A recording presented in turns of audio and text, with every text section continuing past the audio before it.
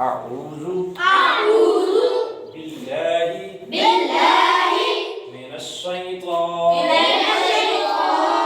الرجيم بسم الله الرحمن الرحيم. آج ہم کون سا سبق شروع کریں گے؟ سبق نمبر 2 اور اس کی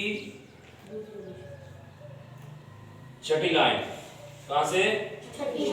سبق نمبر 2 اور اس کی چھٹی لائن. 5ویں صفحہ نمبر 5 پہ چھٹی لائن کو ہم شروع کریں گے. آج ہم نے لفظ کی کیا کرنی ہے؟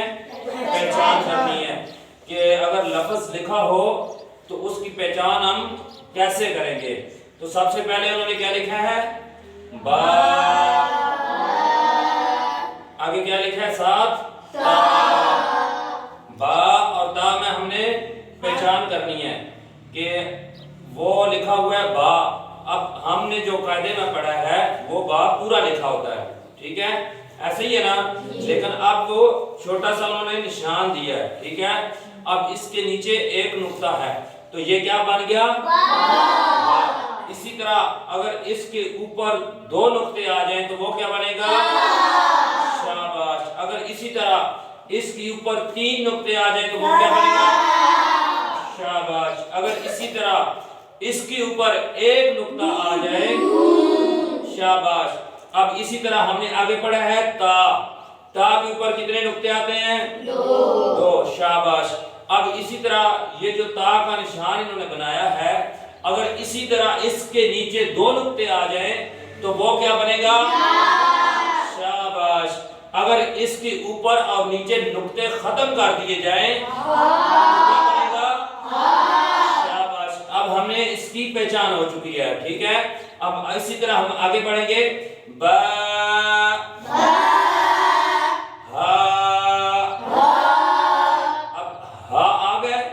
اب اس کے اوپر نہ اوپر نقطے ہیں نہ نیچے نقطے ہیں تو یہ کیا بنا؟ شاباش.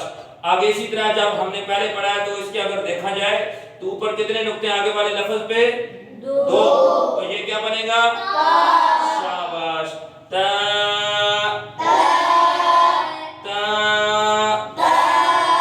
اب جو ہم نے ہا پڑھا تھا اسی کے اوپر 2 نقطے آ گئے ہیں تو وہ کیا بن گیا؟ شاباش. اپنے قاعدے کے اوپر انگلی رکھنی ہے تاکہ آپ کو پہچان ہو کہ ہم کون سا لفظ پڑھ رہے ہیں. ٹھیک ہے، آگے اسی طرح کیا ہے؟ یا یا یا تا. اب جہاں پہ ہم نے با پڑھا تھا پہلا لفظ، اس کے نیچے 2 نقطے آ گئے ہیں تو وہ کیا بن گیا؟ اوپر نقطے آگے ہا کے اوپر تو وہ کیا بن گیا؟ شاباش. یا تا. اب آگے نیا لفظ آیا ہے، اب ہم نے اس کی پہچان کرنی ہے. ٹھیک ہے، جیم.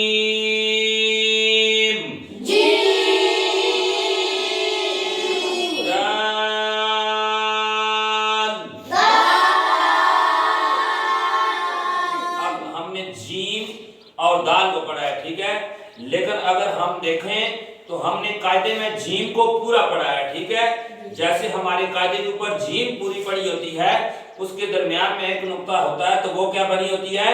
جیم. لیکن یہاں پہ جیم کا جو اوپر والا ٹنڈ بنا ہوتا ہے، ہم پنجابی زبان میں کہتے ہیں اوپر والا ٹنڈ. ٹھیک ہے، وہ جو جیم کا اوپر والا نشان ہے وہ بنا ہوا ہے. اگر یہ نشان آ جائے تو ہم اس کو کیا پڑھیں گے؟ جیم. اور اگر ایسا نشان آ جائے اس کے اوپر نقطہ ہو تو پھر کیا پڑھیں گے؟ شاباش. اگر اوپر بھی نقطہ نہ ہو اور نیچے بھی نقطہ نہ ہو تو پھر وہ لفظ کیا بنے گا؟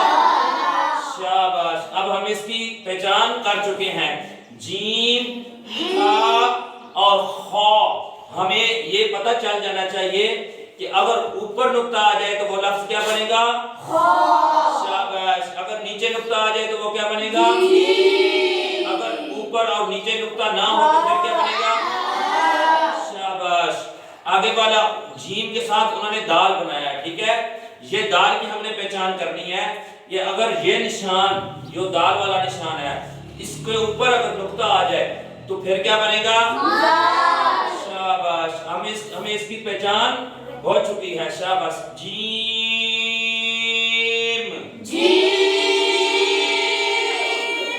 دال،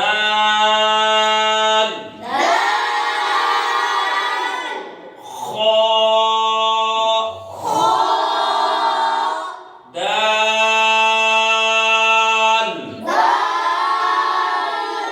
اب نیچے والی لائن پہ آئیں گے. عین، دال. اب اس لائن کا جو پہلا لفظ ہے ہم نے اس میں کس چیز کی پہچان کرنی ہے؟ عین کی.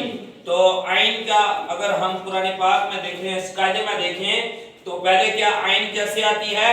عین کے اوپر جو نشان ہوتا ہے منہ اور پھر وہ نیچے گول سی بنی ہوتی ہے تو ہم اس کو کیا کہتے ہیں؟ عین. اب یہ عین کا وہ اوپر والا جو نشان ہے صرف وہ بڑا ہوا ہے. تو جہاں کہیں بھی ایسا نشان آ جائے جو لفظ کے ساتھ جڑا ہوا ہو تو ہم اس کو کیا کہیں گے؟ عین. اس کو ہم کیا کہیں گے؟ ایسا ہی نشان آ جائے اور اس کے اوپر نقطہ ہو تو پھر وہ کیا بنے گا؟ شاباش. عین اور غین کا ہم نے فرق دیکھنا ہے، ٹھیک ہے، لیکن اس بات کا خیال رکھنا ہے کہ کسی لفظ کے اوپر